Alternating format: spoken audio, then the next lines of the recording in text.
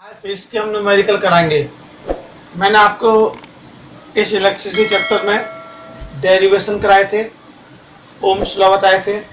इन्हीं पर कुछ बहुत इम्पोर्टेंट न्यूमेरिकल्स हैं।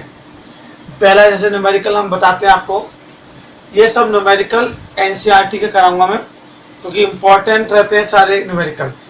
What is highest and lowest total resistance that can be secured combination of 4 resistances 4 ohm, 8 ohm, 12 ohm and 24 ohm and 24 ohm। ये कह रहा है अगर हम 4 रेजिस्टेंस जो 4 ohm, 8 ohm, 12 ohm, 24 ohm के हैं, उनको उनका हाईएस्ट और लोएस्ट टोटल रेजिस्टेंस क्या होगा। बच्चों, मैंने आपको जब न्यूमेरिकल डेरिवेशन कराए थे तो डेरिवेशन में मैंने आपको बताया था कि जो अगर हम कनेक्ट करते सीरीज में तो हाईएस्ट रेजिस्टेंस होता है। तो लिखेंगे if coils are connected in series, connected in series, if coils are connected in series, then the equivalent resistance will be highest, highest कब होता है जब कनेक्ट कहाँ के किस में सीरीज में। सीरीज का फॉर्मूला क्या होता है, आर एस इक्वल टू, यहाँ कितने रेजिस्टेंस है 4, तो R S equal to R1 plus R2 plus R3 plus R4। It means 4, 8, 12, 24। कितना हो गया 4, 8, 12, 12, 12, 24, 24, 24, 48 ओम। तो 48 ओम हमारा अगर हम कनेक्ट करेंगे तो हाईएस्ट रेजिस्टेंस होगा।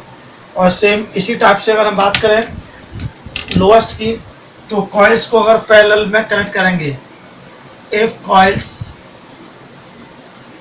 Are connected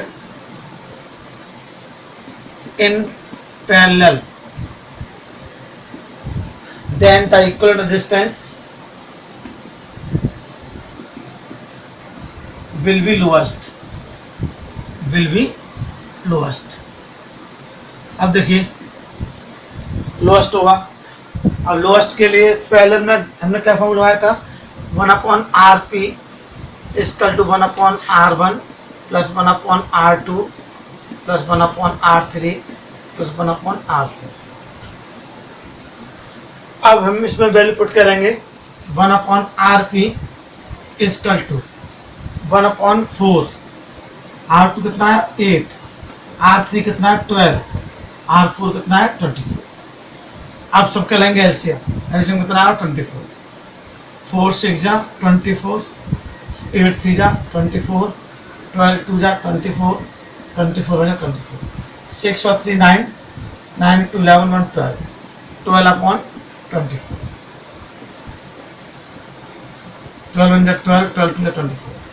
then RP is equal to 2 ohm। 2 ये आपका लोएस्ट रेजिस्टेंस हो गया। तो हमेशा लोएस्ट निकलता है पैरेलल में और हाईएस्ट निकलता है सीरीज में। क्लियर। देखिए question number 2, compute the heat generated while transferring 96,000 coulomb of charge in 1 hour।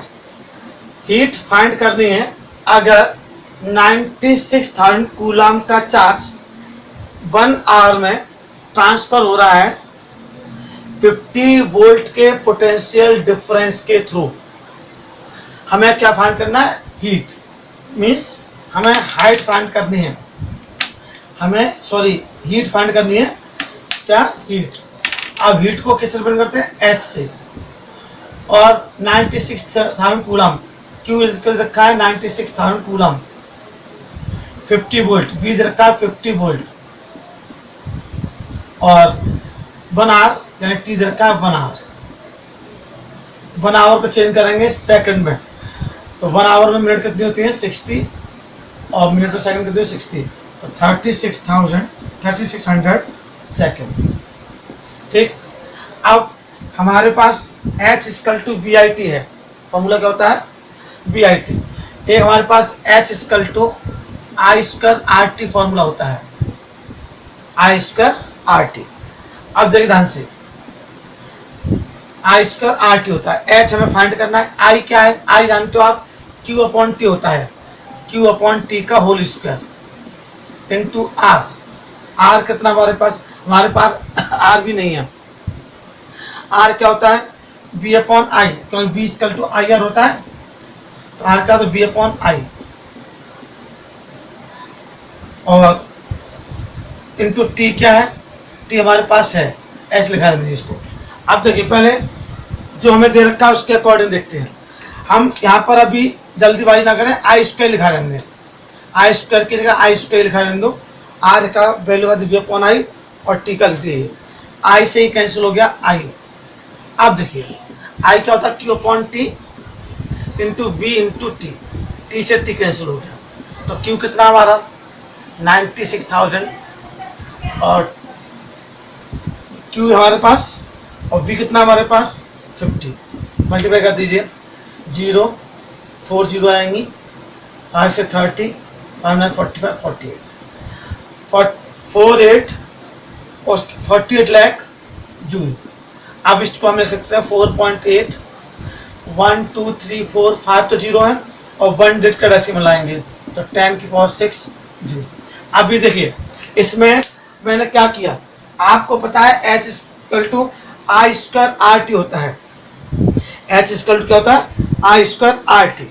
मैंने आई स्क्वायर को एज इट इज लिखा, आर को वी अपॉन आई कर दिया ओम्स लॉ के द्वारा और टी को ऐसे लिखा दिया, आई से आई कैंसिल हो गया एक बार तो बचा आई। आई का फॉर्मूला क्या होता है Q upon T into V into T, T से टी कैंसिल हो गया, क्या बचा क्यू इंटू वी। क्यू हमारे पास है, वी हमारे पास है, तो ये आ दिया आपने फॉर्मूला।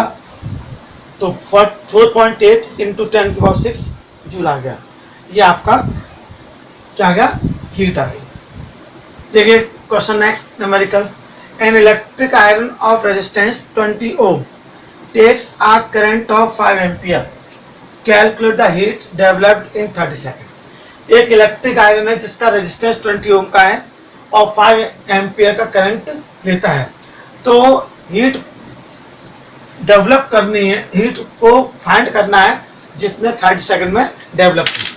अब क्या क्या दे रखा है उसको मेंशन कर लो, आर इक्वल टू 20 ओम, उसके बाद आई इक्वल टू 5 एम्पियर और T equal to 30 second. Formula क्या होता है H equal to I square R T. I क्या हमारा, आई हमारा 5, तो 5 का स्क्वायर, आर कितना हमारा 20, टी कितना है 30, 5 का square 25 into 20 into 30, 25 as it is, 20 into 30 600, 2 0 25 6 150, 15,000 joule आ गया। कितना आ गया, तो इसको हम लिख सकते हैं 1.530 1 का डेसिमल 10⁴ जूल। अगर आप ये भी आंसर सही है, ये भी आंसर कैसे भी लिख सकते हैं, 1.5 इंटू 10⁴ जूल हो गया। देखिए question number next, an electric motor takes 5 ampere, an electric motor takes 5 ampere, it means जो करंट है कितने एम्पियर का, 5 एम्पियर का, तो यहाँ लगेंगे I equal to 5 ampere, current 5 ampere का है, 220 volt line, it means V equal to 220 volt. अब determine the power, P find करना है, and the energy, E find करना है, क्या फाइंड करना है E, in 2 hour, T equal to 2 hour दे रखा है। अब देखिए इसमें जो आपको पी निकालना है, तो पी का फॉर्मूला क्या होता है V into I, P equal to क्या होता है वी इंटू आई। वी कितना है आपका 220, आई कितना है 5, तो 1100 वाट, पावर के यूनिट क्या होते हैं वाट। अब एनर्जी का फॉर्मूला होता है E equal to P into T, P into T. P हमारे पास कितना है, ये आ गया 1100